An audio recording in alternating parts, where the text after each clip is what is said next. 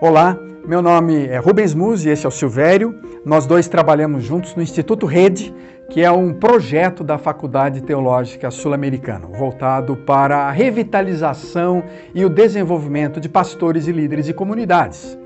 E nós estamos então nessa noite na pré-conferência de revitalização de igrejas. Por que é importante? Para que é importante revitalizar a igreja? Em tempos como os de hoje, nesses momentos tão complexos como nós estamos vivendo em 2021, é necessário que a gente repense o que significa ser igreja, a essência da igreja, a finalidade da igreja.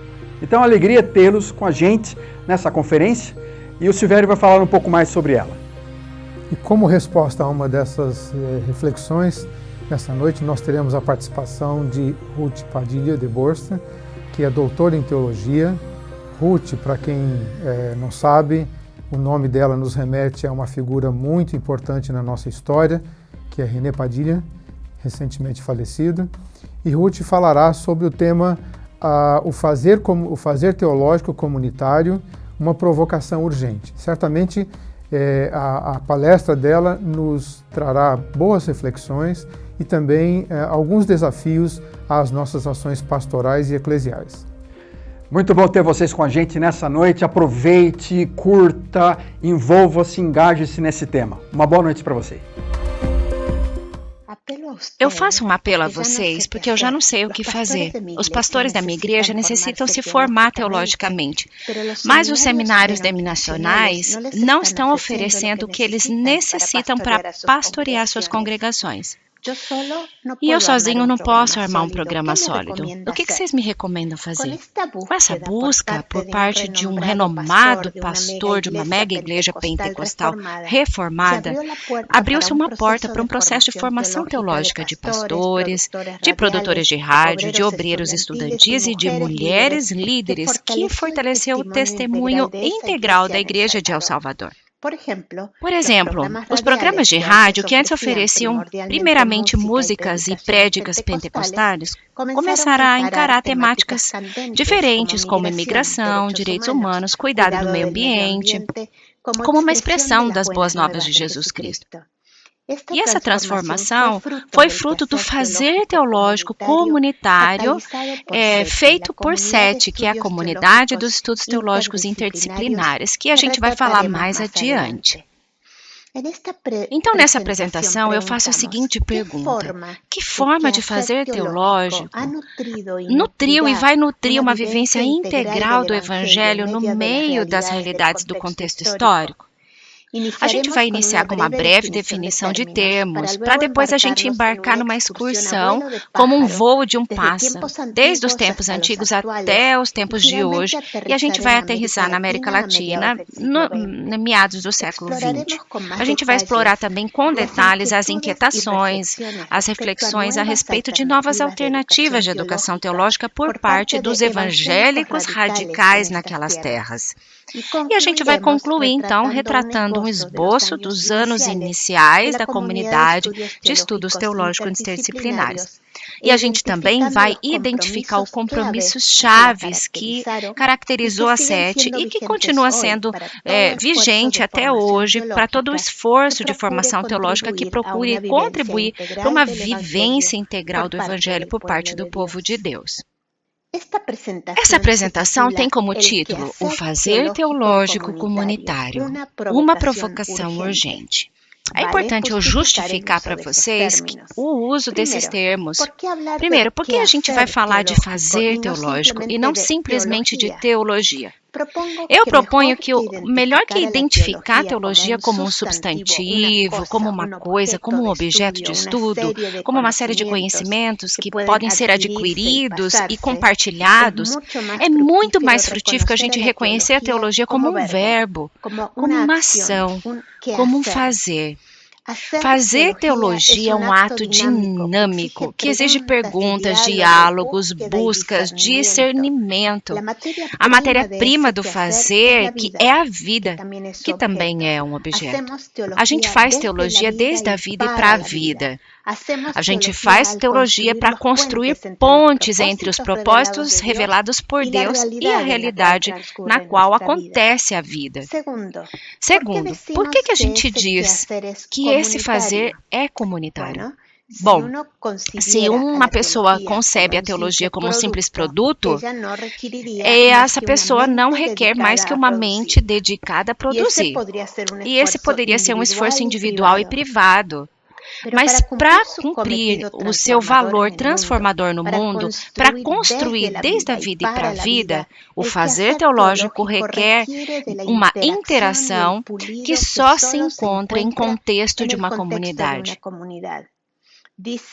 O Valdir Stuanegel, luterano, teólogo, ele disse o seguinte, no texto Fazer Teologia junto a Maria, abre aspas, a teologia se faz assim, na comunhão dos eleitos e na agonia da experiência da vocação, no compartilhar de histórias e de angústia de perceber e discernir todas as coisas muito bem. A teologia é algo que se faz em comunidade, se experimenta com comunhão. Fecho aspas. Nossa terceira pergunta é, por que é tão urgente essa provocação? Bom, é difícil de reconhecer, mas é importantíssimo e é real e desastroso o testemunho de líderes eclesiásticos que se identificam publicamente como seguidores de Jesus Cristo, mas as suas vidas revelam que eles seguem os deuses desse século, o dinheiro, o protagonismo, o poder, e eles encaminham as suas congregações nessa direção. Então é urgente que a teologia se escape dessas instituições teológicas e vá circulando nas veias de todo o povo de Deus para emendar essas distorções. Que a teologia salte dos livros e das bibliotecas e seja gerada no seio do povo, no caminho da vida, para desafiar as posturas facilistas que diluem as boas novas do reino de Deus e sua justiça e que se acomodam nas ilusões das oportunidades desse mercado do mundo. É urgente que a teologia cumpra sua vocação de nutrir um sacrificado seguimento de Jesus e provocar transformações. Então, agora eu vou falar da formação para o fazer teológico comunitário. Então, à luz dessa urgência, a gente faz a pergunta, como? Que estilo de formação vai contribuir para o fazer teológico comunitário que provoque o que é necessário? Bom, terá que ser uma formação que aconteça no caminho da obediência aos propósitos de Deus. O Orlando Costas, ele afirmou o seguinte, abre aspas, a missão dá nascimento à teologia, na medida que produz uma comunidade missionária fiel e obediente para que, na busca pelo entendimento, se converta em uma vocação perene, constante. Então, nessa mesma linha, o David Bosch diz, se requer de uma agenda missiológica para a teologia, em vez de uma simples agenda teológica para a missão, porque a teologia, entendida de forma correta, não tem razão de ser fora de acompanhar de maneira crítica a missio Dei, a missão de Deus. Fecha aspas. A teologia é tal, e não uma construção filosófica quando ela surge da vivência de uma missão e cumpre, então, o seu compromisso quando ela enriquece essa vivência com perspectivas frescas e inspiradas pela palavra e pelo Espírito. Através da história, houve fiéis expressões de uma vivência integral do Evangelho por parte de comunidades cristãs que não deixaram aspecto algum da vida pessoal e social afetadas pela sua fé. O reconhecimento do termo missão é aplicado de forma comum a ações militares, espaciais, diplomáticas e de espionagem, e de que carrega sobre si conotações de conquista. Nesse capítulo a gente prefere o termo vivência como um descritivo da vocação cristã que expressa a missio Dei, a missão de Deus. Então, a vivência integral do Evangelho inclui não só as ações, senão também atitudes, posturas, valores e relacionamento, envolvimento de corpos, de cotidiano, de terras, de pães, de vinhos e mesas compartilhadas. Então, por isso, a gente vai explorar a formação para essa vivência, entendendo que ela tem que ser, nela mesma, integral e cotidiana. Então a gente fala agora de uma excursão histórica. A formação do povo de Deus para uma vivência fiel aos propósitos de Deus não se iniciou com o advento da escolaridade e dos estudos da pedagogia ou da andragogia. Desde das mesmas origens da criação, a comunidade criadora, Deus, entablou, marcou uma relação comprometida com as criaturas e se revelou tanto na sua natureza como nos seus propósitos e no privilegiado e responsável papel que tinham elas dentro desse plano. Mediante a lei, os profetas e o relato verbal e esse escrito do caminho recorrido, Deus ensinou o seu povo o que significava viver com tal em meio de outras formas de vida. Deus encomendou tarefas específicas aos seres humanos, como em Gênesis 1, 27 e 30, estabeleceu um pacto com todos os seres vivos. Desde o princípio, o currículo não formal de Deus abraçou todas as dimensões da vida pessoal e comunitária, a saúde, o dinheiro, o cuidado das pessoas vulnerabilizadas. Pautou uma relação que deveria ter a humanidade com respeito à terra, os seus frutos, Levíticos 25. Tudo isso eram campos onde deveríamos ser visível o amor a Deus e ao próximo. Então, a escola do povo de Deus não tinha que ser uma aula com quadro, com uma plataforma virtual, com fóruns. A vida mesma, em toda a sua complexidade, dor, formosura, era o cenário. O jardim, a migração, a escravidão, o êxodo, o deserto, o estabelecimento da terra, a rebeldia e o esquecimento da ação de Deus a seu favor, o exílio, tudo isso foram experiências alentadoras que ocorreram. E mediante os livros, as escrituras hebreias, os relatos dos poetas e os profetas bíblicos recordaram ao povo as lições aprendidas. E no reconhecimento do peso da experiência de vida na formação de valores e compromissos, os autores bíblicos destacaram o papel educativo de uma geração com respeito à que viria depois. Veja Deuteronômio 11. Segundo as escrituras hebreias, o povo formado pelo ensino de Deus se torna formador enquanto ele caminha em obediência no cotidiano. O seu conhecimento de Deus toma corpo na ética diária, social, econômica, ecológica, e mais do que em qualquer prática religiosa, como a gente vê em Isaías 58. Jesus Cristo, retratado pelos escritores do Novo Testamento como o grande mestre, ele ecoou a sua vida e a sua obra nessa necessária integração, e ele denunciou os educadores religiosos daquele dia, tanto por incoerência pelo que eles diziam e pelo que eles faziam, como pela sua religiosidade desprovida de compromisso com os amplos propósitos de Deus, que devem fazer raízes nesse terreno criado.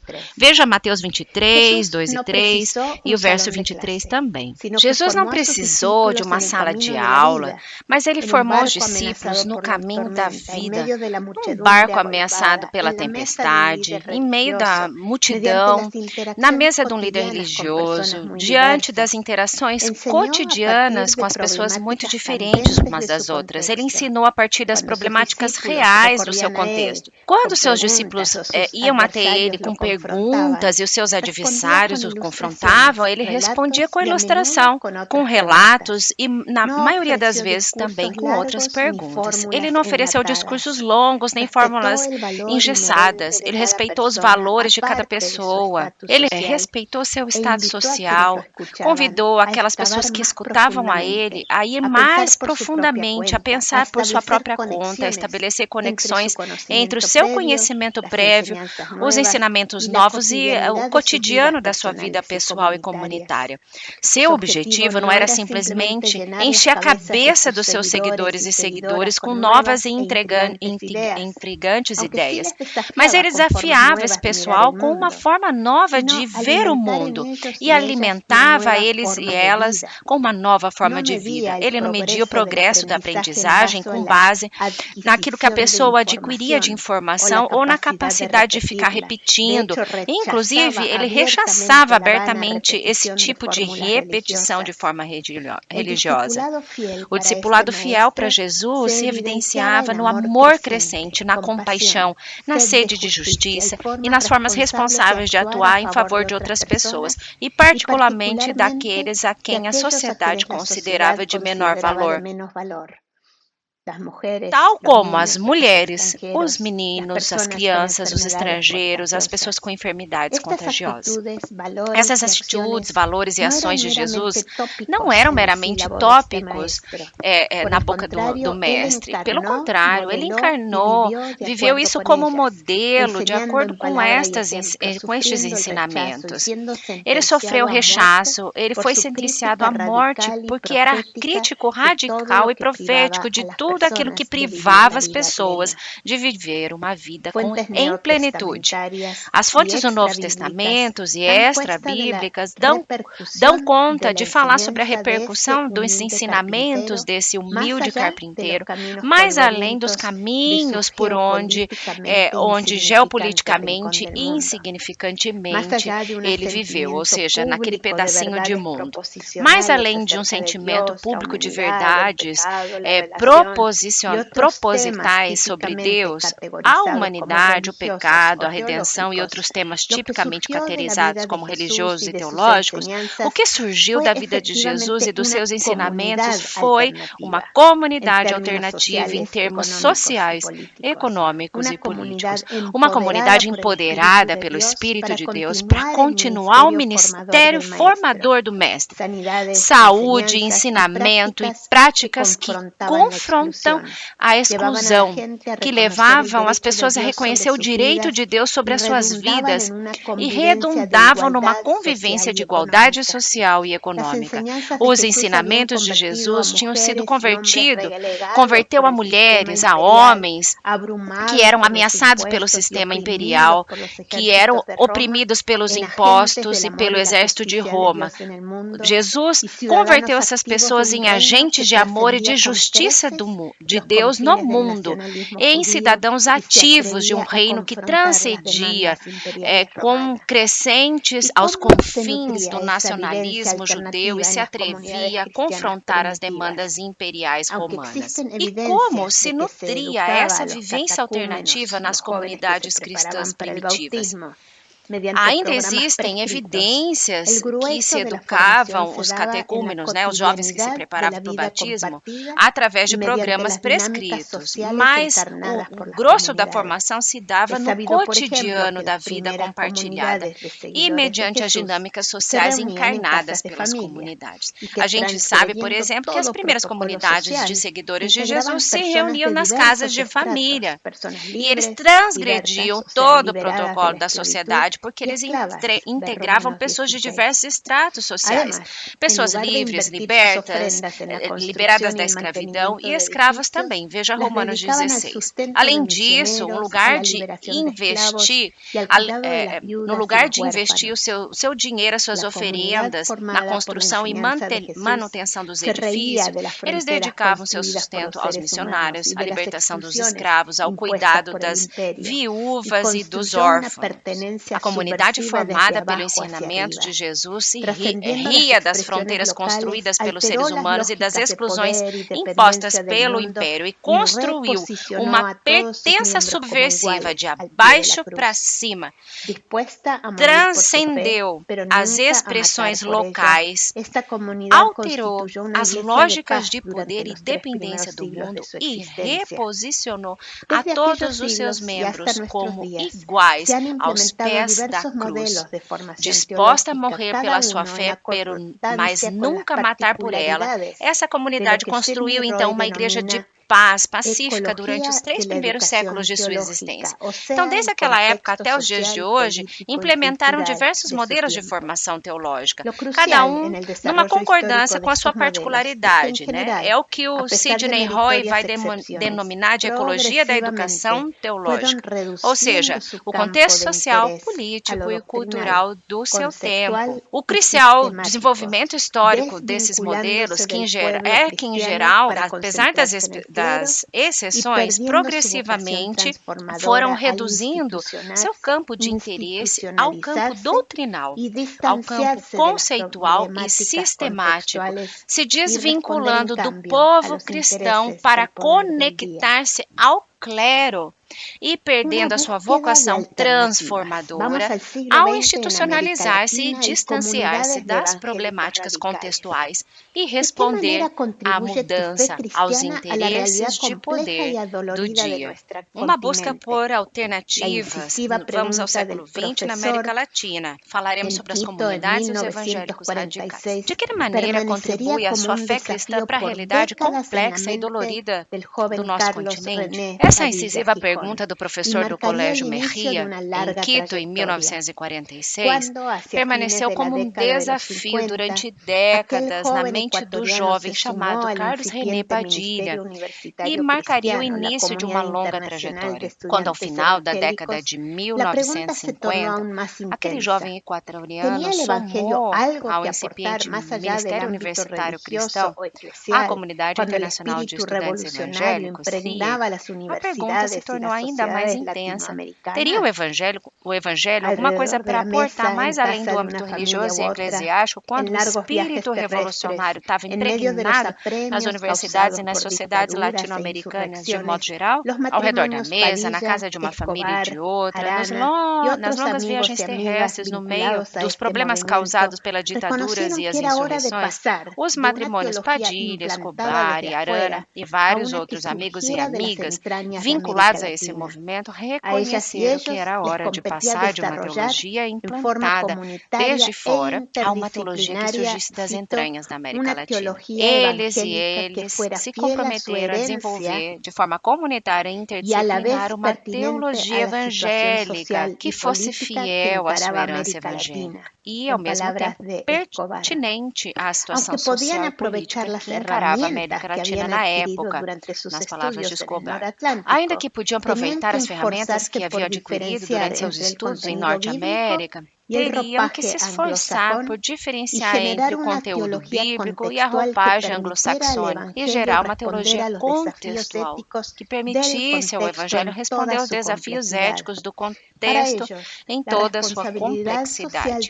Para isso, a responsabilidade social das pessoas cristãs deveria estar vinculada ao diálogo entre a Bíblia e a consciência histórica, como um compromisso cristológico. Para essas explorações comunitárias, os amigos e as amigas construíram sobre bases assentadas por precursores protestantes evangélicos que tinham exemplificado a integração, que procuravam chegar a um compromisso social, a piedade evangélica e o respeito pela autoridade das Escrituras. Então, assim começou um movimento contextual latino-americano, cujos líderes, com o tempo, chegariam a ser identificados diversamente como os evangélicos radicais, os da missão integral ou os evangélicos liberacionistas ou da libertação. As relações comunitárias e os compromissos educativos, bíblicos e teológicos, contextuais e missionários que foram desenvolvendo durante mais de uma década de ministério nesse cenário universitário, serviu como base natural para o estabelecimento de uma nova comunidade teológica, a FTL, Fraternidade Teológica Latino-Americana, fundada em Cochabamba em 1970 e ativa até hoje, com membros em todo o continente americano. Sobre essa bonita história desse movimento e as suas significativas contribuições para a igreja, temos muita coisa escrita. Mas aqui eu quero destacar ambos movimentos, a CIE e o AFTL, ofereceram a várias gerações evangélicas uma comunidade de pertença, um ambiente gerador de um trabalho teológico contextual, um espaço seguro no qual explorar como sua fé poderia responder aos desafios éticos e sociais de um contexto, num espaço natural e desde o qual fomentar a paixão e a transformação integral entre as novas gerações. Vários membros da FTL gestaram processos formativos para capacitar líderes e ao povo evangélico, de modo geral, para uma vivência integral do evangelho. Aqui, eu quero me concentrar nos próximos minutos para falar sobre a SETI, que começou a ser articulada dentro da Argentina em meados da década de 1970, a partir das bases da inquietação comunitária anterior. Falaremos agora sobre a gestação de SETI, como SETI nasceu. Duas coisas inquietantes se uniram para gerar a SETI. Uma delas foi em Vila Maria, em Córdoba, por meio do século XX, que foi na Escola Bíblica Evangélica, e a outra em Buenos Aires, como pessoas como René Padilha e o André Kirsch. Eles compartilhavam sua paixão por fazer discípulos de Jesus Cristo que vivessem a sua fé em todas as áreas de sua vida, e em particular nos seus campos profissionais para afetar uma sociedade. Em 1976, poucas semanas depois do golpe militar na Argentina, que inaugurou o reinado de terror quase 8 anos nesse país, se fundou então a Comunidade de Educação Teológica Kairos. O propósito dessa nova agrupação de pessoas, constituída por homens e mulheres que se reuniram para levar adiante uma tarefa comum da missão cristã no contexto de injustiça e pobreza, era promover os conceitos de discipulado radical de um grupo de oradores de terceiro mundo tinha articulado no Congresso de Evangelização de Lausanne em junho de 1974.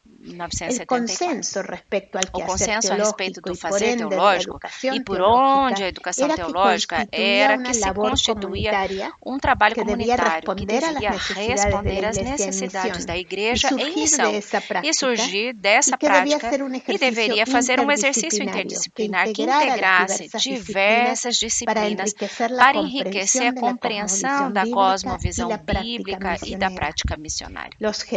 Os gestores da SETI representavam diversas disciplinas, eles vinham diversas disciplinas, História da Igreja, Sidney Roy, Filosofia, Elsie Romanig, Powell, Novo Testamento, Catalina Fischer Padilha, Psiquiatria Carlos Hernandes e Richard Zandrina, Teologia André Kirsch, Samuel Escobar e René Padilha, Antigo Testamento Mervyn Brenneman, Educação Pedro Savage e Elvira Eduardo Ramírez. O Centro de Estudos Teológicos Interdisciplinares se estabeleceu formalmente com a formação de um conselho acadêmico em 1982.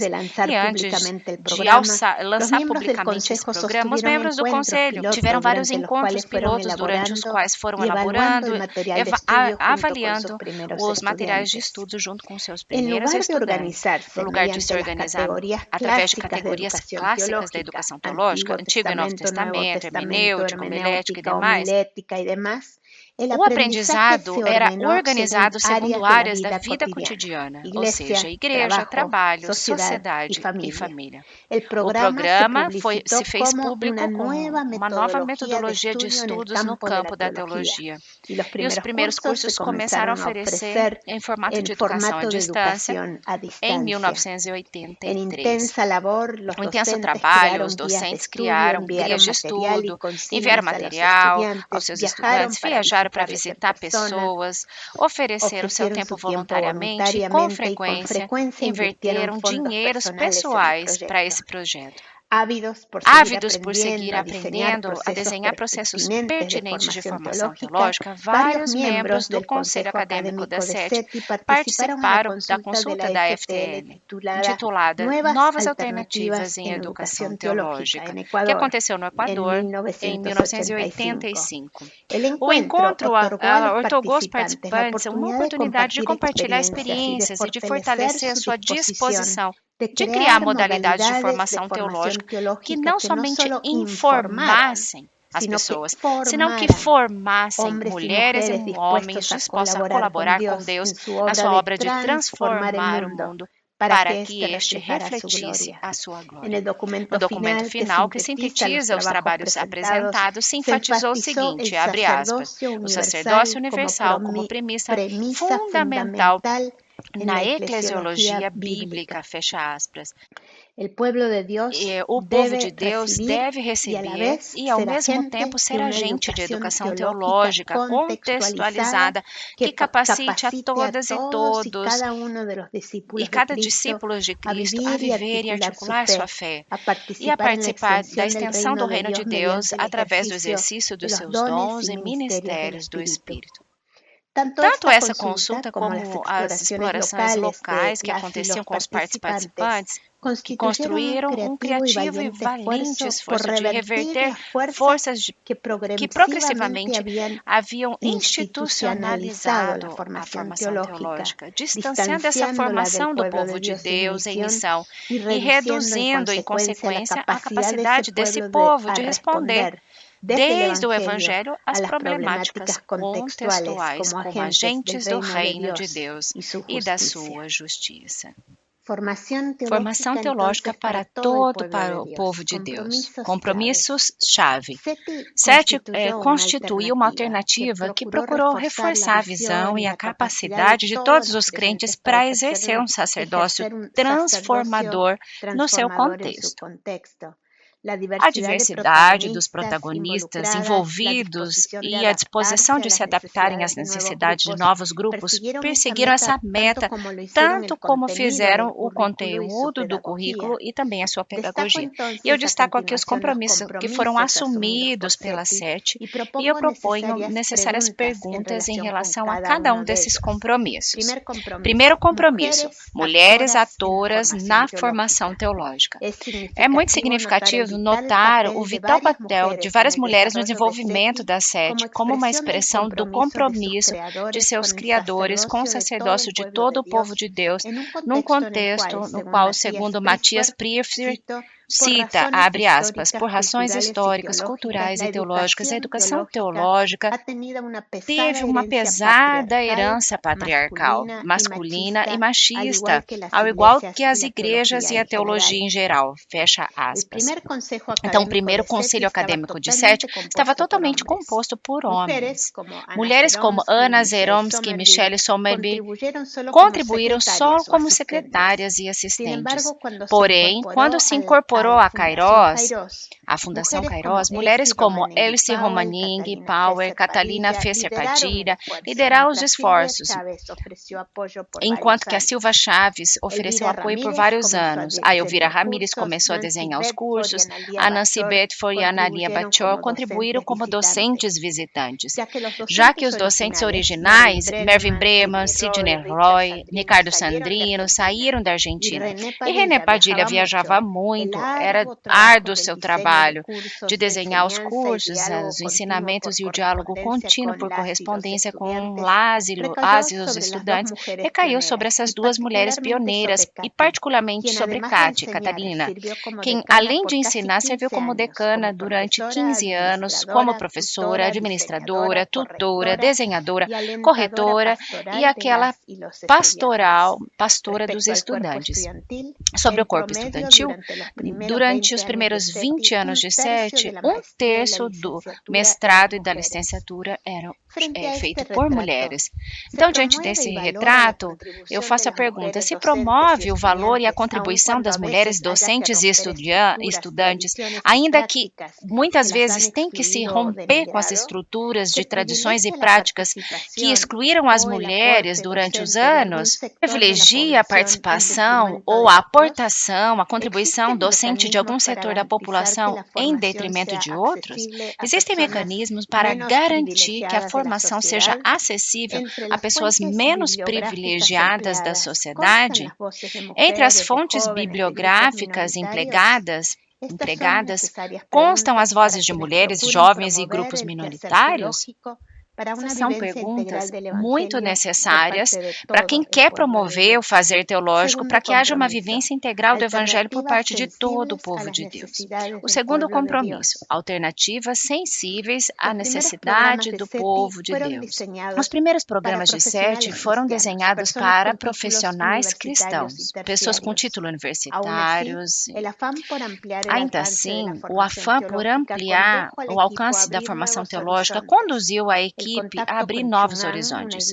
O contato com Chungang, da Igreja Coreana comprometida com a formação de líderes e pastores no Grande Buenos Aires em 1999, revelou urgente necessidade de servir a pessoas que não tinham o tempo nem o nível acadêmico para estudos superiores.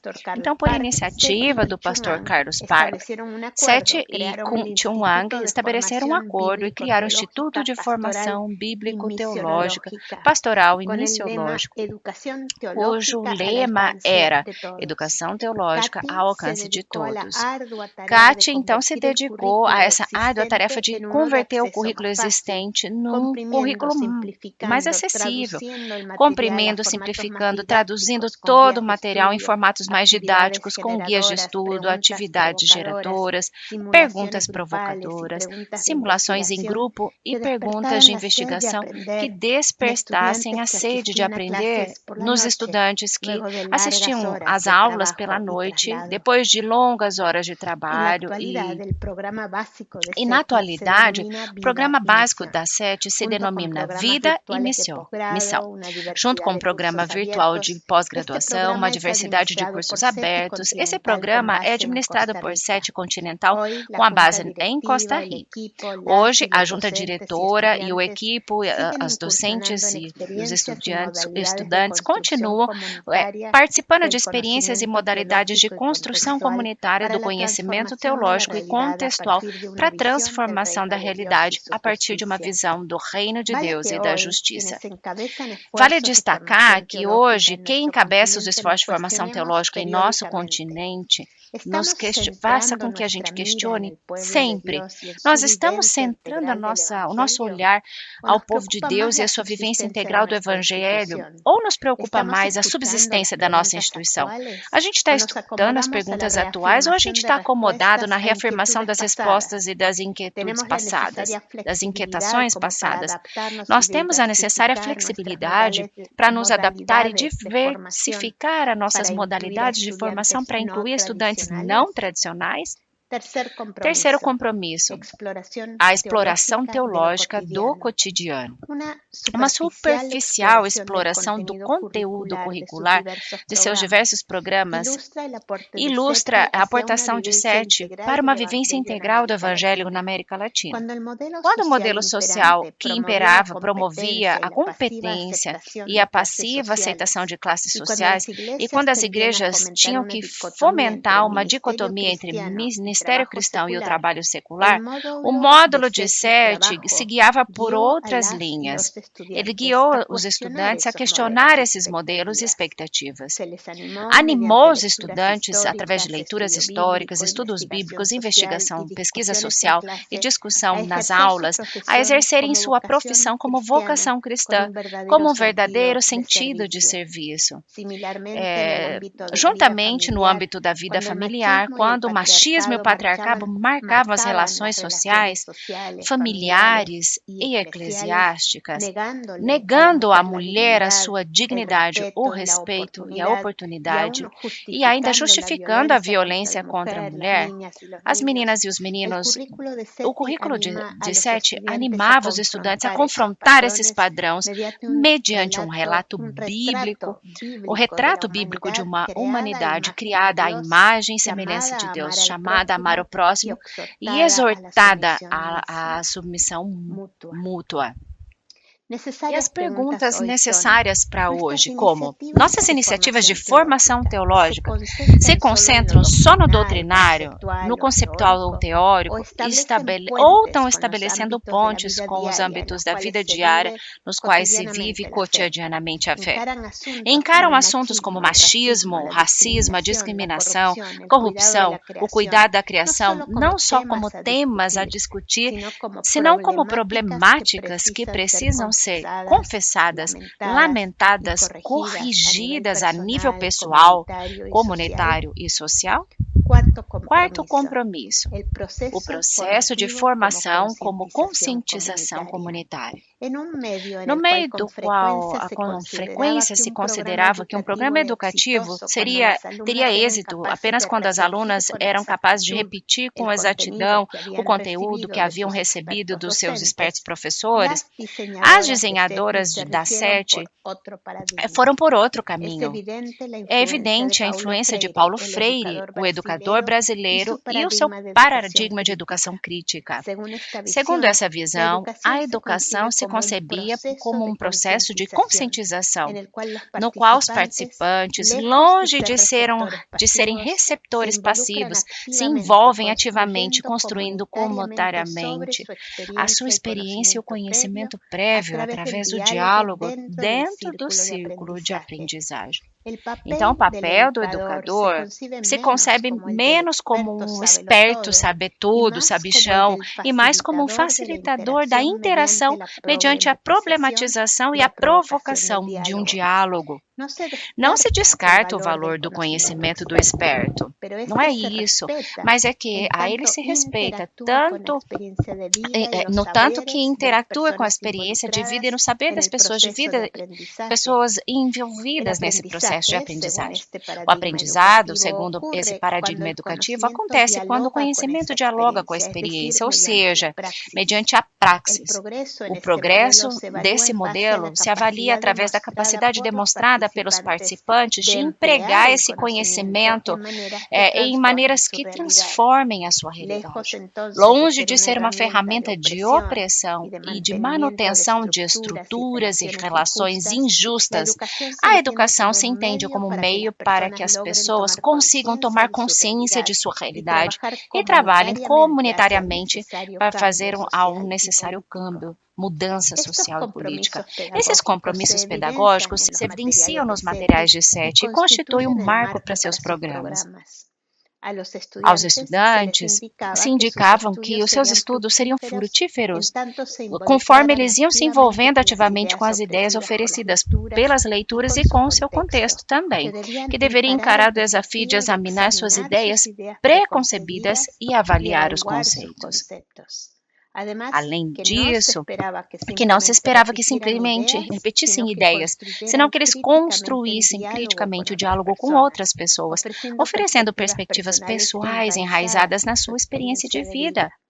E o aprendizado só aconteceria se viviam à luz das novas ideias e a partir da sua vida pessoal e comunitária. Eles voltavam as novas perguntas ao grupo para continuarem avaliando criticamente e agindo de forma comprometida. Perguntas necessárias são: nossa forma, modalidade e programas educativos despertam perguntas? Honram os saberes de quem participa? Fomentam uma participação ativa? Promovem a construção comunitária de novas alternativas? Celebram a diversidade de perspectivas? Em outras palavras, se articulam como processos de libertação ou simplesmente se satisfazem como transmitir fórmulas pré-digeridas que carecem de poder transformador? Em conclusão, eu termino dizendo que um dos objetivos expressos pela SETI era formar estudantes integralmente para que eles pudessem responder com maturidade às demandas éticas e ideológicas, aos problemas e aos dilemas que confrontam o exercício de sua profissão. Fecho aspas. Resistindo às tradicionais separações herméticas entre as disciplinas de saber, as comunidades que geraram SETI entendiam que o fruto do fazer teológico deveria avaliar em termos missiológicos, sociais e éticos. Por isso, SETI definiu seu ministério educativo como um que, abre aspas, conscientiza aos cristãos e a Igreja sobre a missão integral e o compromisso que temos com os pobres para que levem adiante ações concretas na sociedade e se envolvam ao ministério comunitário. Fecha aspas.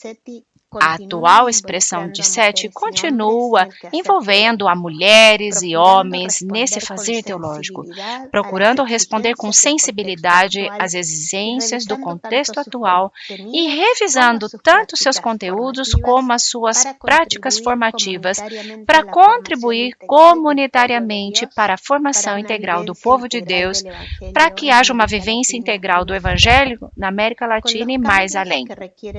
Com essas mudanças que requerem essas novas realidades, Sete continua entrelaçando as veias teológicas e pedagógicas, reafirmando que, abre aspas, a educação teológica tem como meta o reino de Deus e a sua justiça.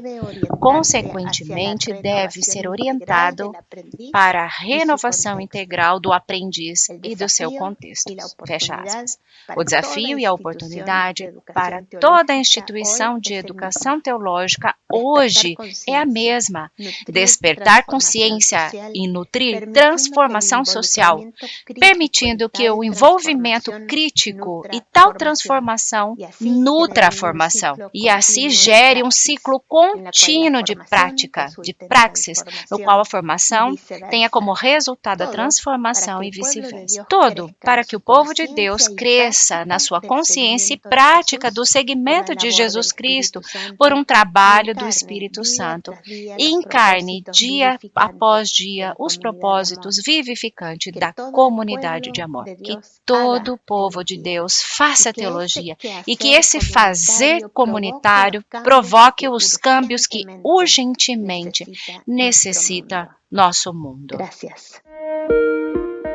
Eu realmente espero que você esteja aproveitando essa palestra e tenha sido edificante para você, levado a uma série de reflexões, tanto pensando na sua própria vida como líder, como pensador, como um cristão, também olhando para a sua igreja e considerando os ministérios da sua igreja e os projetos para o futuro. Nós estamos nessa conferência nos preparando para um evento muito maior que acontecerá em novembro, nos dias 11 a 13 de novembro, organizados pelo Instituto Rede, aqui na Faculdade Teológica Sul-Americana. E nos dias 11 a 13 de novembro, então eu queria pedir para você marcar na sua agenda, deixar esse tempo reservado para participar da nossa conferência, dentro ainda do mesmo tema, sobre a importância da revitalização, por que é importante, como pensar a revitalização de igrejas nesse momento que vivemos.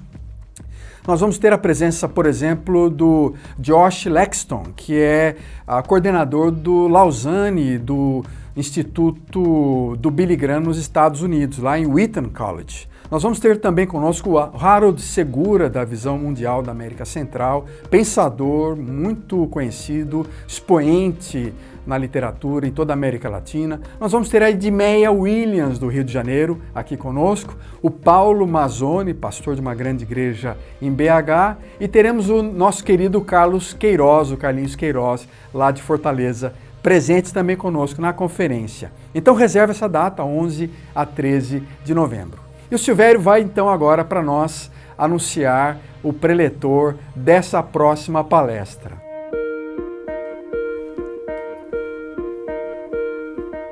Teremos agora então a participação, a palestra, o Carlos Alberto Bezerra Júnior.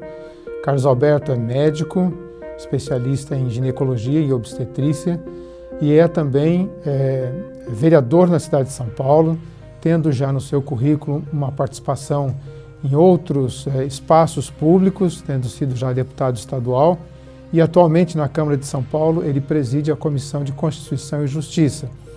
E ele abordará então esse tema tão importante também para a gente, na discussão daquilo que nós temos proposto para esta pré-conferência.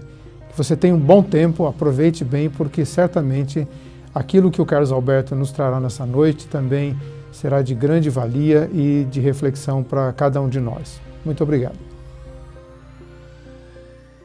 O que eu queria conversar com vocês hoje é, fazer uma reflexão aqui junto com vocês a partir de conceitos, de experiências pessoais, de uma caminhada de 20 anos na vida pública e a partir de uma vocação tríplice que Deus tem me dado, que às vezes eu brinco, chamo de disfarces. Eu costumo me apresentar dizendo que eu sou um discípulo de Jesus que usa 3 disfarces, né? Porque alguém me pergunta, você é político? Não, eu falei, eu sou um discípulo de Jesus disfarçado de político, quando eu estou na Assembleia, na Câmara, enfim, na Secretaria que eu ocupei espaço. Mas eu também sou um discípulo de Jesus que às vezes veste o jaleco, estetoscópio e tal, e me disfarço de médico, mas sou discípulo de Jesus. E na Igreja de Jesus, na comunidade onde eu sirvo, na Comunidade da Graça em São Paulo, eu sou um discípulo de Jesus que se disfarça, que usa o disfarce de pastor. Mas eu falo isso brincando, mas para trazer um conceito no qual eu acredito muito, porque o reino de Deus ele é extremamente subversivo no sentido dos valores. E nesse mundo a gente vale pelo que faz, não por aquilo que a gente é. Mas no reino de Deus a gente vale, o nosso valor é dado por quem nós somos filhos amados de Deus, nós somos discípulos de Jesus. Então eu sou discípulo de Jesus e como discípulo de Jesus, dentro da minha caminhada, na minha história, nas minhas múltiplas atividades, eu tenho olhado para o momento que a gente vive. Esse é o meu lugar de fala e é por isso que eu estou falando essas coisas, né? Mas eu tenho olhado para o momento que a gente vive, para essa conjuntura, uma conjuntura complexa de pandemia, de distanciamento social, onde a igreja se repensa no sentido e no exercício pleno da sua missão, nas formas, na maneira do anúncio da mensagem, no que de fato é essencial, e busca, nesse momento em que a morte se espalha, nesse momento em que o medo se espalha, busca cada vez mais se revitalizar e ser instrumento de revitalização. E eu penso que falando disso, sobre isso e a partir desse lugar onde eu falo, é fundamental a gente repensar algumas coisas nesse momento, olhando para a conjuntura. E aí, dentro daquilo do meu trabalho, da minha missão, da minha vocação, é que eu quero falar com vocês sobre como é que a gente pode repensar nossa vocação pública. Como é que a gente pode repensar a nossa presença pública como cristãos na arena pública? Como é que a gente repensa? De que maneira se expressam os valores do reino de Deus nesse espaço tão carente da presença de valores do reino, como é o espaço público, como é o espaço da política? E que inclusive tem sido instrumentalizado, distorcido, utilizado de forma tão muitas vezes sagaz e às vezes patológica nos dias de hoje. E eu queria conversar com vocês, você vai vendo aí o primeiro slide, eu queria conversar com vocês, como eu disse, falando sobre a minha história, falando sobre aquilo que eu venho aprendendo na caminhada. Como dizia o poeta, é caminhando que se faz o caminho, né? E é assim que eu tenho aprendido, caminhando, andando no caminho, claro, com companheiros, com pais espirituais, com a diretriz clara das Escrituras, mas eu queria pensar com vocês, vocação, como a palavra que eu quero conversar com vocês hoje é ressignificação, né? Ressignificação de vocação, ressignificação de agendas públicas, ressignificação de atuações parlamentares e nas arenas públicas, dos agentes públicos, com o objetivo claro de transformação social, da estrutura social de uma cidade e de um país. E aí eu começo falando da descoberta da minha vocação. Você vai vendo aí, essa é uma foto, até postei esses dias nas redes. Essa é a foto da minha primeira paciente, quando eu ainda cursava o 3º ano de medicina. O nome dessa cadela era Pacalola e a primeira cirurgia com meus 3 colegas era uma esplenectomia, uma extração do baço por um problema que ela tinha e tal. Mas por que eu trago essa foto? Eu penso que na minha caminhada pública e dentro daquilo que eu entendo como participação político-cidadã de cristãos e dos cristãos na arena pública, eu penso que a descoberta da minha vocação pública teve um papel muito importante a partir do curso de medicina. E por que eu digo isso? Porque o curso de medicina, talvez como nenhum outro, nos põe em contato direto com a miséria, com as desigualdades, com as mazelas humanas, com as contradições humanas, com o humano, com a essência do humano, com a essência da diferença, da desigualdade, da miséria. A medicina nos faz isso, ela nos põe em contato, né? Eu ainda garoto, 16 para 17 anos, criado numa família, num lar cristão, meus pais pastores, criado dentro de uma comunidade evangélica, na zona leste de São Paulo, mas de certa forma protegido dessa que eu chamo de brutalidade, dessa violência da miséria, que muitas vezes fica escondida dos nossos olhos, né? E a medicina me empurrou, o contato diário nas comunidades mais carentes, com a necessidade humana, a falta de acesso ao saneamento básico, o impacto disso, a falta de acesso à vacina, a dificuldade do acesso à vacina, a falta de acesso ao pré-natal, tanta coisa que impacta diretamente na qualidade de vida, e inclusive na expectativa de vida. Você vê aqui em São Paulo, por exemplo, tem um mapa, o mapa da desigualdade, que foi feito aqui em São Paulo, que mostra, quando mostra a expectativa de vida, mostra que, por exemplo, o cinturão central e expandido ali, mais rico, e alguns pontos mais distantes na periferia, num espaço de 20 quilômetros, 25 quilômetros, você tem uma expectativa de vida que pode ter em torno de 20, às vezes até de 30 anos, né? Porque a miséria, a pobreza impacta diretamente a vida, a qualidade de vida, os índices de gravidez precoce, a exposição a determinadas doenças. Na própria pandemia, agora a gente está vendo que quem mais morre são os mais pobres, aqueles que estão nas áreas mais pobres. E eu vivendo isso, convivendo com isso, percebendo isso de uma forma cada vez mais forte, foi crescendo o desejo de usar minha vocação a serviço das pessoas. Principalmente daquelas pessoas que viviam nas realidades sociais de pobreza. E aí comecei naquele momento a ser muito impactado, muito influenciado por uma leitura da Escritura que me influencia entre tantas outras que tenho e que tive na minha vida. Eu venho de um transfundo pentecostal, sou de uma comunidade pentecostal aqui na cidade, ali permaneço, mas a compreensão da integralidade do Evangelho e o confronto das escrituras, dos valores espirituais, da expressão de uma espiritualidade sadia, de forma concreta, servindo aos mais pobres, aquilo começou a me incomodar muito, aquilo começou a me impulsionar muito, aquilo começou a mexer não só comigo, mas éramos outros 4 ou 5 jovens dentro da nossa comunidade. Começamos a ler as escrituras na perspectiva da missão integral. E aí falamos, puxa vida, a gente precisa expressar de maneira muito mais intensa a nossa fé cristã, a nossa espiritualidade. E aí a gente começou a desenhar, né? A gente começou a desenhar como você vai vendo aí no slide, nesse quarto slide aqui, você vai vendo que a leitura da Escritura, a formação acadêmica, elas começam a se encontrar, né? Ao contrário de muita gente, né, que na universidade, que tem até medo da universidade, que na universidade se perde sua fé, enfim, se perde nos seus próprios labirintos íntimos. Eu começo então a ver um sentido maior, mais amplo, a ter uma conexão mais ampla e uma expressão diferente, muito mais integral e integrada da minha própria vocação, né?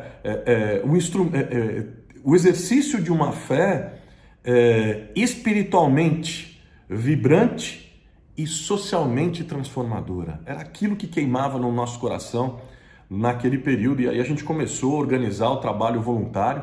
Aquilo foi se ampliando, nós começamos enfim, você sabe como é que é jovem, queimando com uma ideia, e aí queimando com uma ideia inspirada pelo Espírito Santo de Deus, através da Escritura, né? E aí o desejo de servir foi crescendo. A gente organizou aquilo que a gente chamaria do embrião da Fundação Comunidade da Graça, que é hoje a organização que é o braço social da nossa comunidade. Essa fundação foi se organizando, nós fomos agregando voluntários, nós chegamos a 300 voluntários, começamos a ampliar os projetos. Hoje ela, depois de 25 anos já de institucionalização, ela tem mais tempo, mas tem aproximadamente 2.000 crianças em creches, uma clínica de atendimento médico, projetos na área de geração de emprego e renda, um restaurante popular, uma escola e por aí vai, inúmeros projetos, né? Com muita gente envolvida, e aquilo na verdade foi um grande laboratório de formação cidadã, de conexão entre a minha formação acadêmica e a minha confissão, por assim dizer, a minha confissão de fé, que se uniram e naturalmente acabaram desembocando na vida pública, porque eu fui aprendendo algumas coisas a partir das perguntas e das próprias provocações que as pessoas faziam a mim. Eu me lembro que no ano de 2000, São Paulo vivia uma crise ética muito grande na política, e aí as pessoas começaram a falar: a gente precisa contribuir com essa transformação, precisa contribuir com essa mudança. Eu já tinha pelo menos uma década de trabalho social como voluntário, organizando grupos de voluntários, projetos comunitários de saúde, alfabetização, geração de emprego, enfim. E eu estava acostumado àquilo, eu já era um pastor da área social, né? E nem sabia, na verdade, fui consagrado anos depois, mas o que eu percebi foi que as pessoas começaram a olhar para mim e falar assim: olha a crise que a gente está vivendo na cidade, olha o quanto a gente poderia fazer mais se nós tivéssemos instrumentos públicos, se a gente participasse de maneira sadia na política, né? E como a gente poderia contribuir para o bem comum, para a nossa comunidade bairro, para a nossa comunidade cidade, né? E aí começaram a olhar para mim e falaram: você deveria ser candidato. Eu falei: mas como assim ser candidato? Sim, eu falei: mas como ser candidato? Eu falei: poxa, você está servindo há tanto tempo, você está organizando grupos de voluntários, você conhece os problemas públicos de saúde, você conhece as dificuldades das pessoas, você conhece a favela, você conhece os lugares de pobreza, você conhece as dificuldades do povo. Tá na hora. E aí eu comecei a me fazer uma pergunta, que eu coloco já na primeira provocação no meu slide aqui para vocês, que é: o que qualifica um cristão para a vida pública? Era essa pergunta que eu me fazia naquele momento. Era essa pergunta que eu me fazia antes de ser candidato pela primeira vez. Eu falei assim: mas só pelo fato de eu ser cristão? Só por isso? É aquela coisa do irmão vota em irmão? Como é que é isso? Como é que funciona? Eu quero servir, mas o que qualifica um cristão para a vida pública? E aí, algumas coisas começaram a queimar no meu coração, começaram a ganhar corpo no meu coração, fruto da reflexão bíblica, fruto daquela ação de serviço, daquela ação de amor concreto pelas comunidades mais pobres, próximas da nossa comunidade de fé.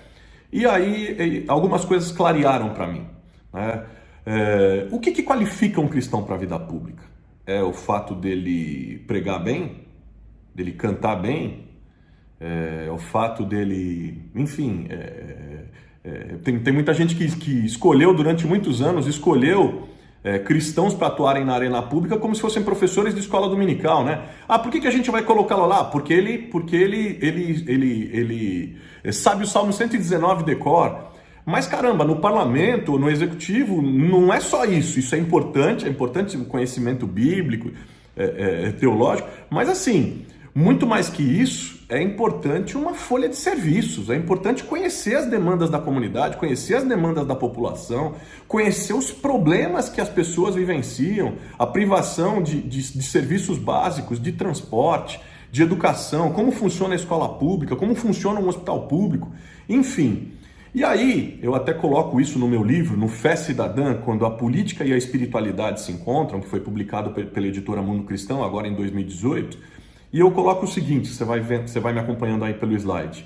No novo mundo restaurado de Jesus, o reino de Deus, o que é que qualifica alguém para a vida pública? Quem quiser ser o primeiro, que seja o último. E quem quiser governar, que comece servindo. O que qualifica alguém para a vida pública? É a qualidade e a intensidade com que se dispõe a servir os mais pobres e a comunidade, que qualifica e autentica, valida qualquer pessoa para assumir um cargo público.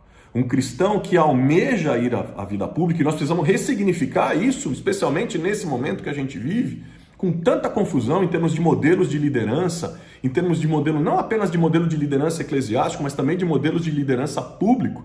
O que qualifica um cristão para a vida pública é a folha de serviços prestadas aos mais pobres, à sua comunidade. É isso, porque o modelo de Jesus é quem quiser governar comece servindo. No meu reino, quem é o primeiro, o último é o primeiro. Né? Porque o que a gente vê é uma parcela considerável dos evangélicos eleitos, que se elegem para cargos públicos, que eles sequer apresentam qualquer histórico de serviços à comunidade, ou qualquer histórico de envolvimento com demandas e com lutas da sociedade civil. Um perfeito desconhecimento da realidade na qual a gente está inserido. E aí se elegem como se fossem uma espécie de despachantes de luxo de denominações. Ou seja, eu vou me eleger, é o seguinte, vamos eleger um nosso, porque aí ele arruma o ônibus de graça para a gente levar para o retiro no final de semana, ou porque ele arruma verba pública para a gente pagar o telhado da igreja, ou porque ele vai distribuir um monte de terrenos ou concessões de rádio. Quer dizer, numa completa distorção do que é de fato a vocação pública, que assim era chamada por Calvino como santa vocação. Porque ela é de fato uma vocação santa. E assim deve se apresentar, gerando frutos de efetiva transformação de uma sociedade, transformação de cultura, transformação de mente, transformação de cosmovisão, transformação. Isso se dá pelo serviço, né? Isso não se dá pela imposição, isso não se dá pela ameaça do paredão, isso não se dá pela imposição da lei, até porque ninguém legisla sobre o coração humano. Né? O coração humano... O grande poder de interferência que nós temos junto ao coração humano é o Espírito Santo de Deus. E o que nós fazemos enquanto o Espírito Santo de Deus vai agindo e transformando o coração humano e transformando mentes e culturas é levarmos ao extremo que Jesus nos dizia, Jesus nos trazia como mandamento. Amai-vos uns aos outros, servi-vos uns aos outros. Uma comunidade de fé que se pretenda relevante é uma comunidade com as marcas do serviço, do amor, da compaixão, da integridade e da santidade nesse sentido ainda mais amplo com que ela se apresenta.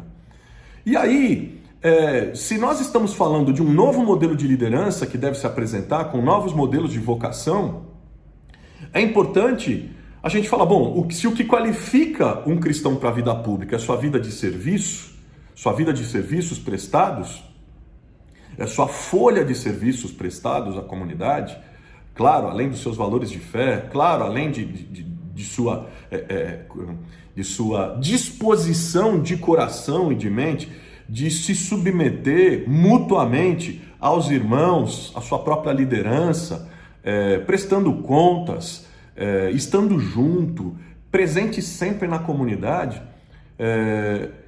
Qual é a agenda desses agentes públicos? Que tipo de agenda é prioridade na vida daqueles que se expressam, que se nomeiam como cristãos e estão na arena pública? Eu ouço muito frequentemente, eu ouço cristãos dizendo, inclusive bancadas que se organizam em torno da fé, dizendo que agem em sintonia com a Escritura. E aí eu trago outra provocação aqui para você.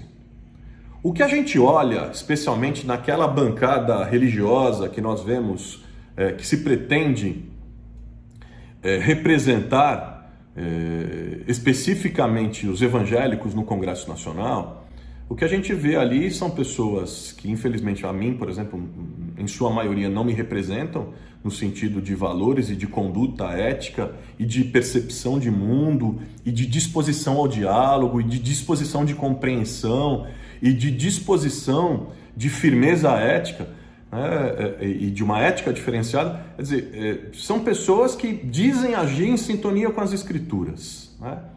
E aí eu fico me perguntando, se os que estão na arena pública dizem agir em sintonia com as Escrituras, a Bíblia que eu leio e que você lê é um livro que contém mais de 2.000 versículos, isso mesmo, 2.000 versículos, falando de um quarteto, que o reverendo Tim Keller, em um dos seus livros, no Justiça Generosa, chama de Quarteto da Vulnerabilidade, que se trata de quem? O pobre, o órfão, a viúva e o estrangeiro. O pobre, o órfão, a viúva e o estrangeiro. Esse é o quarteto da vulnerabilidade citado mais de 2.000 vezes nas Escrituras Sagradas.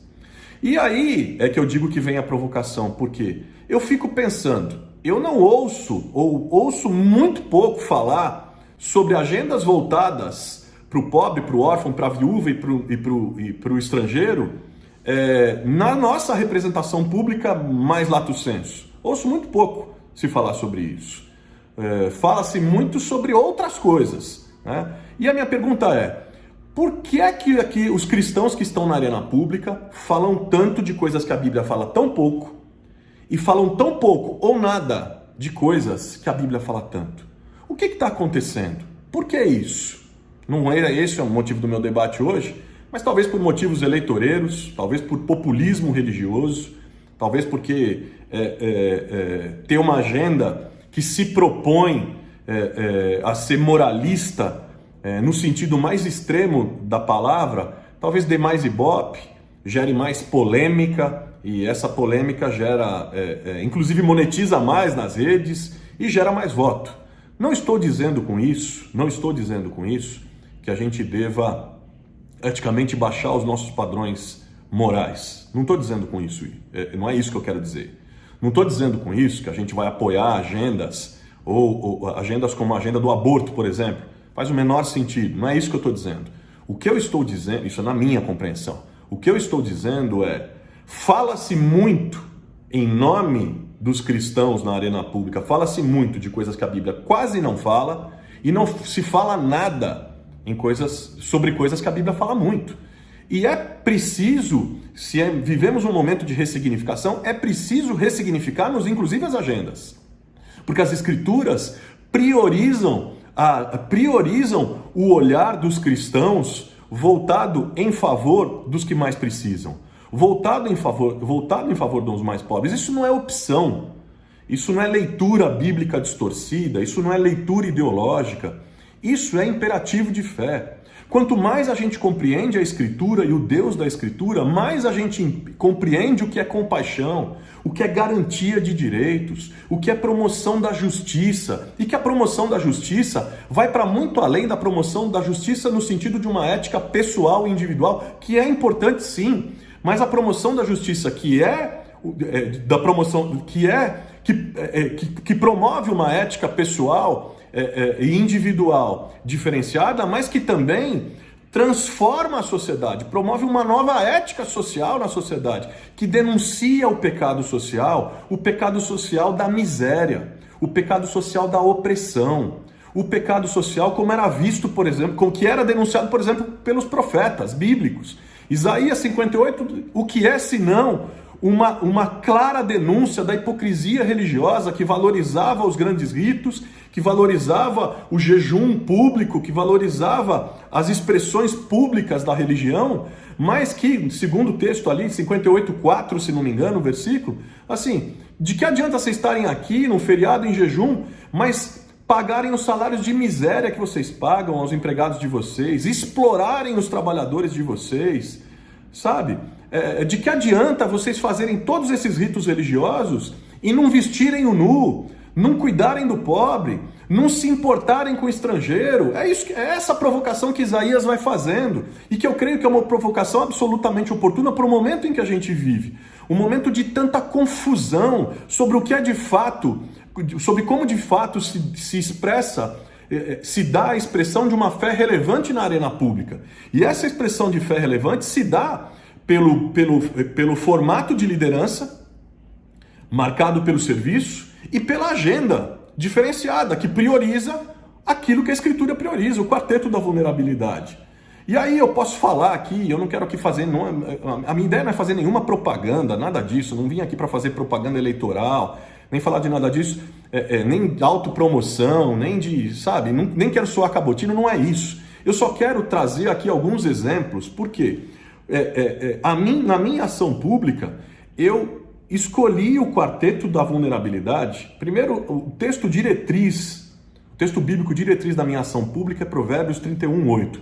Abre a tua boca em favor dos que não podem falar, julga retamente, promove a justiça, fala em favor daqueles que não têm voz. E como é que isso se dá de maneira prática? É para não correr o risco de parecer discurso, ou de discurso bem elaborado, ou de qualquer outro blá blá blá, que eu trouxe para vocês alguns dos resultados daquilo que venho aprendendo na vida pública, tentando expressar na vida pública ao longo dos anos. Então, se a gente está falando do Quarteto da Vulnerabilidade, a gente está falando da mulher. O pobre, o órfão, a viúva e o estrangeiro. A viúva é a figura da mulher, especialmente da mulher empobrecida, da mulher em condição de vulnerabilidade, da mãe solo, da mãe pobre, enfim, da mulher negra, periférica, que vive a luta diária de criar seus filhos sozinha, enfim, da mulher. E o que foi feito em relação à mulher ao longo dos anos?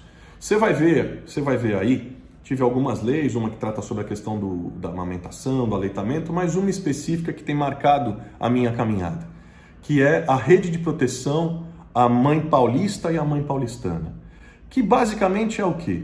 Foi um projeto concebido para que se promova, para que se garanta o direito da mãe que utiliza o serviço público de saúde ter o transporte gratuito para ir de casa até o posto de saúde ou de casa até o hospital para poder fazer o seu pré-natal.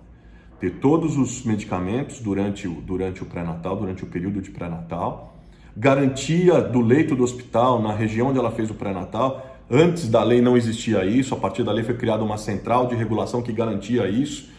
E a não existência disso provocava uma romaria das mães que chegavam no hospital, na maternidade mais próxima, estava lotada, era mandada para outra, estava cheia e ficava, e às vezes ganhava no meio do caminho, ganhava na ambulância, no carro de polícia. Eu mesmo vivenciei situações dramáticas como médico, atuando no atendimento a gestantes no serviço público de saúde, e de complicações na hora do parto de mães que não haviam feito pré-natal, e foi por causa disso que surgiu a ideia, porque simplesmente não tinham recurso para o transporte, não tinham acesso. Né? Bom, o que se pensou então? Se pensou numa política pública que garantia, a mulher se matricula no pré-natal, ela ganha um cartão que dá isenção a ela do transporte público. Com essa isenção, essa mãe pode se locomover para fazer o seu pré-natal, tem todos os medicamentos, tem o leito do hospital garantido na hora do parto e o primeiro enxovalzinho na hora depois do nascimento. Isso é garantido até o bebê completar pelo menos 1 ano de vida. Bom, resultado dessa medida. Uma medida simples, de baixo impacto econômico, mas de altíssimo impacto em termos de saúde pública. Por quê? O que se comprovou ao longo desses anos, onde o Mãe Paulistana foi sendo, quando o Mãe Paulistana foi sendo aplicado, o que se comprovou foi o quê? Houve um aumento do número de acessos às consultas. Uma maior média de consultas das mães. A Organização Mundial de Saúde aponta que um digno acompanhamento pré-natal tem que ter pelo menos 6 consultas durante a gestação.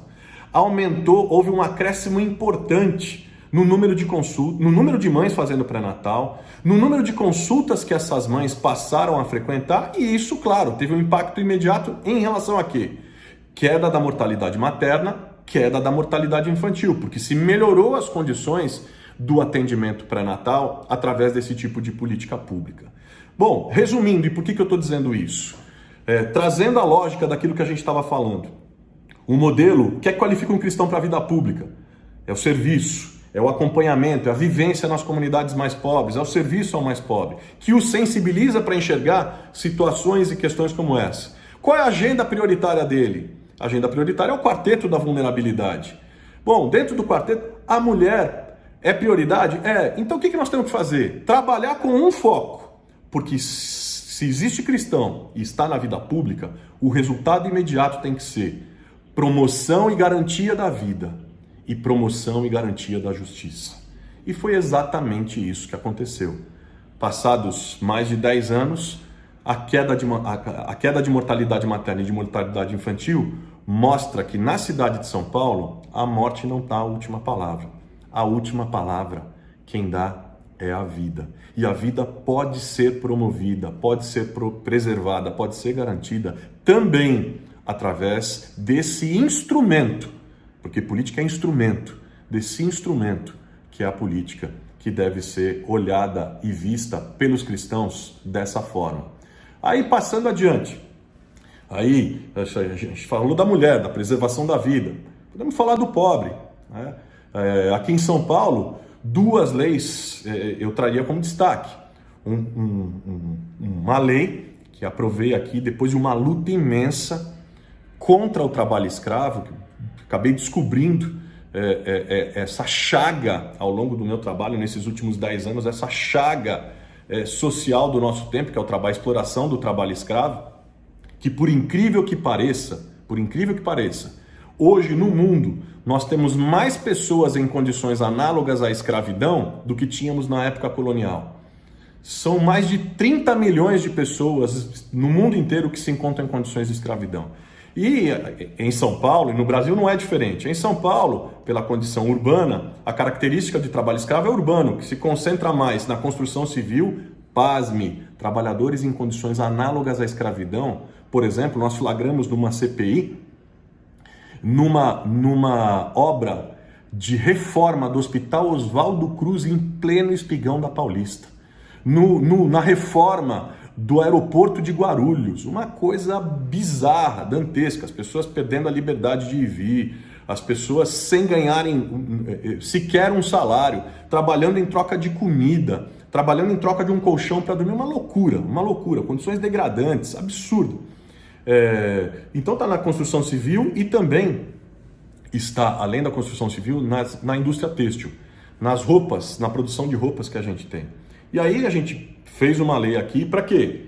O eixo não é o quarteto de vulnerabilidade? Como é que a gente preserva, nesse caso, o órfão e estrangeiro? Porque os bolivianos eram os maiores afetados por isso. São mais de 300 mil bolivianos no estado de São Paulo. 2/3 deles trabalhando em condições análogas à escravidão, em mais de 12 mil oficinas de costura, espalhadas por todo o estado, produzindo as roupas que a gente consome no shopping muitas vezes. Aliás, um parênteses aqui. Sempre que você vai comprar uma roupa, um alimento, alguma coisa, sempre pergunte: quem é que fez a minha roupa? Quem é que produziu minhas roupas? Em que condições? Só por fazer essa pergunta você já vai estar contribuindo na luta contra o trabalho escravo, boicotando essas marcas, olhando para a cadeia produtiva, enfim, e buscando, inclusive na decisão de consumo, mais dignidade, mais valor à vida humana daqueles que produzem aquilo que a gente muitas vezes consome, né? E aí foi aprovada uma lei que acabou ganhando repercussão mundial, chamada aqui pela imprensa de Lei Bezerra, que é uma lei que caça o registro de ICMS de todas as empresas flagradas explorando o trabalho escravo ou na sua produção ou na sua cadeia produtiva, ou diretamente ou indiretamente. Essa lei acabou ganhando grande repercussão mundial, foi escolhida pela Organização das Nações Unidas como a lei de maior impacto, mais efetiva contra o trabalho escravo no mundo todo, que me levou a falar em vários órgãos internacionais, em painéis da ONU em Genebra, Nova York. E por que eu estou dizendo isso? Porque todas as vezes, você vê aí a oportunidade do testemunho cristão, todas as vezes em que era chamado a falar nesses espaços, nesses fóruns, eu sempre dizia: o que motiva a nossa luta no país contra o trabalho escravo, com essa lei, não é outra coisa que não seja nossa pauta bíblica, nosso desejo de justiça, nossa ação profética e transformadora na sociedade. E sempre parafraseava o reverendo Martin Luther King, que utilizava muito o texto de Amós, do capítulo 5, que era: corra o direito como a água e a justiça como o rio caudaloso. É esse espírito que move esse tipo de lei no país, voltada para o quarteto, e aí uma oportunidade para a gente poder estar falando. Há 1 ano e meio atrás, quando fui secretário municipal de esportes aqui em São Paulo, O olhar não era diferente, o olhar era a mesma coisa, o quarteto. Você vai ver aí, ó, olha o slide, os programas e ações na Secretaria Municipal de Esportes e Lazer. Aí a gente olhou para o jovem pobre, para a criança pobre, a Taça das Favelas, né? Que acabou virando um grande sucesso nacional com mais de 2.000 favelas representadas, final transmitido ao vivo pela Rede Globo, um sucesso, lançamento, oportunidade de garotos para os garotos através do esporte, bolsas de estudos que a gente conquistou numa parceria inédita com a Universidade Mackenzie, que também tem tido e demonstrado grande sensibilidade social para os atletas do Centro Olímpico, em sua maioria esmagadora, meninos e meninas pobres que não têm uma oportunidade para estudar, aqueles que passavam no vestibular da Universidade Mackenzie, bolsa integral, uma promoção clara de cidadania, fortalecimento da universidade, fortalecimento do esporte, fortalecimento da vida, reescrevendo a história de vida desses meninos e meninas. Ainda com esse olhar na secretaria, o que a gente fez? Bom, para a população de rua, o que a gente faz? Fizemos uma ação inédita, que foi o quê? Adaptar os clubes num período de frio, não dava tempo e não havia recurso que fosse suficiente para construir novas vagas nos albergues da cidade. Veio um frio recorde no ano de 2019. O que a gente fez? Nós adaptamos 4 clubes, criamos mais 250 vagas, praticamente sem um centavo público extra, única e exclusivamente abrindo espaços inusitados, que até então os espaços do esporte não haviam sido utilizados para isso. Com essa ação a gente conseguiu acolher, numa parceria com a Secretaria da Saúde, Assistência Social, acolhemos, fizemos o trabalho junto à população de rua e naquele ano a gente não teve, a partir dessa ação, nenhuma morte de ninguém na rua por abandono ou por hipotermia ou por qualquer outra situação, pelo fato da gente poder acolhê-los dessa forma. E também tem a parceria com a CBF Social, enfim, aí vai, né? E a gente pode falar também de crianças e adolescentes, né? Eu não vou mais esticar muito, mas eu falei um pouco da Taça das Favelas.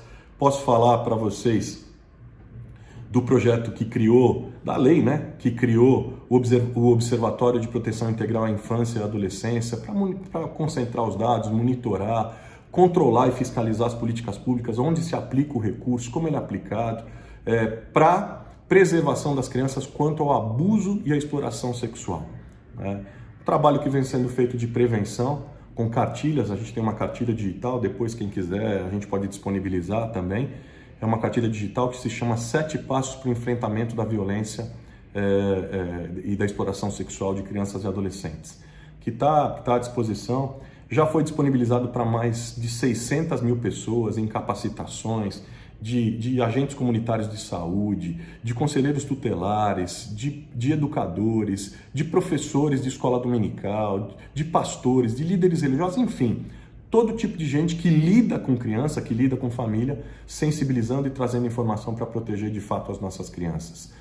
Isso é uma clara demonstração de que como essa agenda de fato pode se expressar quando a gente tem uma nova compreensão de como se dá a expressão da vocação pública de um cristão, de uma cristã nesses espaços de governo. E aí eu poderia falar do comitê, tá aí o slide, né? O Comitê de Prevenção ao Homicídio na Infância e Adolescência, que tem funcionado muito bem, tem sido um sucesso aqui em São Paulo. E, por último, pobre, o órfão, a mulher, a viúva e o estrangeiro. São Paulo foi o primeiro estado no país, por causa da criação de uma lei que nós trouxemos como projeto, e que foi sancionada à época pelo governador Geraldo Alckmin, e que trouxe, de forma inédita, a isenção para os refugiados residentes no estado, a isenção das taxas de revalidação dos seus diplomas nas universidades públicas. Por quê, gente? Por que isso é tão importante? Porque eu descobri, na minha caminhada com imigrantes, com refugiados, eu descobri que muitos não conseguiam trabalhar naquilo para o qual tinham formação, profissionais às vezes de altíssima qualificação, trabalhando na varrição de rua, ou trabalhando na construção civil, às vezes um engenheiro eletrônico, um professor universitário. Por quê? Para requalificar o seu diploma, para revalidar o seu diploma no país, as taxas podiam chegar a valores de até 20 mil reais. Isso mesmo, 20 mil reais.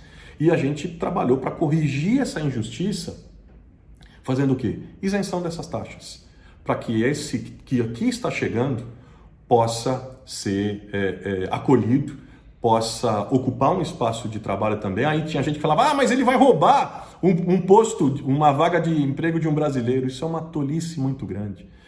Todos os estudos econômicos que tratam dessa questão apontam que quanto mais bem acolhidos, quanto mais bem integrados são os migrantes, imigrantes, refugiados numa comunidade, num país, numa cidade, maiores são as possibilidades de ganho econômico, porque eles ocupam aquele espaço, mas geram outros empregos indiretos. Agregam valor à diversidade cultural, gastronômica, uma série de coisas.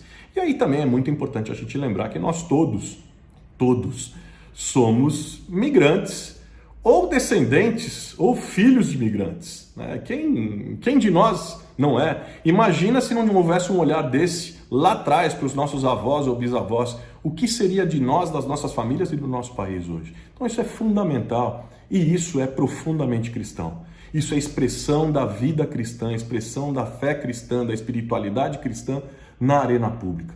Podia falar mais um tanto de coisas, como essas imagens que vocês estão vendo aí, acompanhando ações voltadas aos refugiados em Roraima, na fronteira com a Venezuela, aqui em São Paulo, em várias missões, a Missão Paz aqui em São Paulo, que é uma referência nacional, com o Padre Paulo Parisi, algumas missões humanitárias que aí vocês estão vendo, que trabalharam, que também são uma expressão e a oportunidade da gente mostrar essa presença cristã na arena pública, né? Estive em alguns países, em missões, como por exemplo na Tailândia, preservação de crianças da exploração sexual. Você está vendo aí uma foto da área da Red Light Zone, lá de Bangkok, né? Da área de prostituição lá daquela área.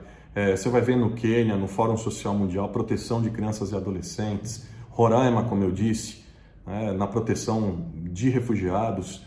Numa ação mais recente, há 2 anos atrás, que eu estive no Líbano, num campo de refugiados, atendendo lá como médico, junto com outros colegas cristãos. E assim, eu penso que se dá a presença cristã na arena pública. Eu poderia falar, como eu disse, de um tanto de outras coisas, né? Mas eu vou aqui caminhando para fechar dizendo o seguinte, citando a Adélia Prado. Nós estamos padecendo no mundo de deficiência real de atenção. Exista para as pessoas, conviva com elas com toda a sua verdade. Sem sermão ou discurso, mas com carinho e com toque. Se você não puder tocar a pessoa, mude o seu olhar sobre ela. Isso é uma experiência profunda da relação humana. E a última experiência, que foi muito especial, e essa eu deixo para o próximo encontro que a gente tiver, foi a ação cristã aqui na cidade, em tempos de crise. Eu vou só citá-la, porque meu tempo se foi, mas eu vivi uma experiência de ressignificação de fé muito especial nesses últimos dias, os dias de pandemia aqui na cidade. Quando as igrejas, os templos se fecharam e a gente começou a pensar o que nós vamos fazer, como é que nós vamos fazer, e eu comecei a ligar para alguns pastores e amigos e pastoras, missionários. Escuta, vamos nos mobilizar, alguns ativistas, vamos nos mobilizar, o que nós vamos fazer? Que tal a gente disponibilizar os nossos prédios para a prefeitura, para funcionarem como espaços de depósitos para insumos de vacinas, para alimentos, para distribuição de alimentos, de roupas, de kits de higiene. E aí falei com um, que falou com outro, que falou com outro, que falou com outro, as pessoas começaram a se falar, daqui a pouco a gente tinha uma rede informal de 200 igrejas e entidades cristãs que vem com seu trabalho desde maio do ano passado. Já atendemos mais de 40 mil famílias foram assistidas, e aí não tem uma pessoa, não é algo piramidal, né? Mas é uma ação absolutamente horizontal, um pacto entre todas essas comunidades, onde eu trabalho, minha função é trabalhar articulando junto a empresas, junto ao governo, junto a ONGs, as doações que vão chegando, para que elas possam ser distribuídas por essa rede que vai, que chega, que alcança, que abraça, que acolhe aqueles que tanto necessitam e que mostram uma expressão viva do Evangelho nesse momento na cidade que se faz tão necessária. Foram mais de 50 mil cestas entregues, 156 igrejas contempladas nesse projeto como um todo, uma coisa, um momento incrível, onde mais uma vez a vida deu e está dando a última palavra. Eu fico por aqui com vocês, espero ter contribuído de alguma forma para inspirar seu coração, para fazê-lo olhar de forma diferente para a vocação pública, para a ação política, e para despertar não apenas um olhar diferenciado para você sobre a questão política, mas também para despertar o seu coração. Você que tem vocação pública, ore ao Senhor e vá servir a sua comunidade. Vá servir sua comunidade. Peça para que Deus mude o seu olhar. Peça para que Deus converta o seu coração àqueles por quem o coração dele bate. E peça para que o seu coração bata em sintonia com o coração de Deus. Deus vai te levar a aventuras, a lugares, a espaços incríveis. E entre eles, pode ser esse próprio espaço da política, para que você sirva, faça a diferença na sua comunidade, para que a sua comunidade faça a diferença. E você que é pastor, que é líder, que está aqui com a gente, eu queria também te fazer um desafio. Mais do que nunca é necessário trabalharmos vocações, formação de quadros para a gente oferecer para o nosso país. Nosso país vive uma crise de modelos de liderança, uma crise de líderes, e mais do que nunca se faz necessário nós identificarmos jovens, aqueles que têm potencial, jovens, gente de todas as idades, que têm um potencial, que têm um coração apaixonado pelo serviço, apaixonado pelo reino, que tem visão e que pode servir nos espaços públicos. Nós precisamos trabalhar junto a essas pessoas, dar suporte, dar apoio. Porque assim, nós formamos pastores, nós formamos missionários, nós formamos músicos, mas aí a gente olha para aqueles que nos representam na vida pública e fica falando assim, mas isso aí não me representa, não tem nada a ver comigo, só me faz passar vergonha. E aí a pergunta é, quanto tempo a gente está utilizando da nossa agenda para formar quadros para oferecer para o país? Né? A igreja tem contribuído de forma tão significativa para quadros na universidade, para quadros no esporte, para quadros no judiciário, em tantos campos da sociedade. Se faz mais necessário do que nunca nesse momento, nessa crise de valores, nessa crise que é uma crise moral, social, sanitária, econômica profunda na qual nós vivemos. Ela é também uma oportunidade para que a gente ressignifique as nossas vocações e para que a gente ofereça a esse país a resposta que ele tanto precisa, que não vem a partir da política, que não vem a partir de um partido, que não vem a partir de nenhum Messias, que não seja o Senhor Jesus Cristo, através da sua verdade, através do seu evangelho, através da sua vida, vivenciada, experienciada e expressada por cada um de nós, aonde quer que nós estejamos. E aliás, onde quer que nós estejamos, que nós sejamos sempre discípulos de Jesus, disfarçados de professores, de professoras, de médicos, de donas de casa, de advogadas, de políticos, enfim, de todo tipo de gente, para que esse país seja profundamente tocado pela graça de Jesus e pela vida dele que se expressa através da justiça que corre como um rio caudaloso. Deus abençoe vocês, fiquem na paz.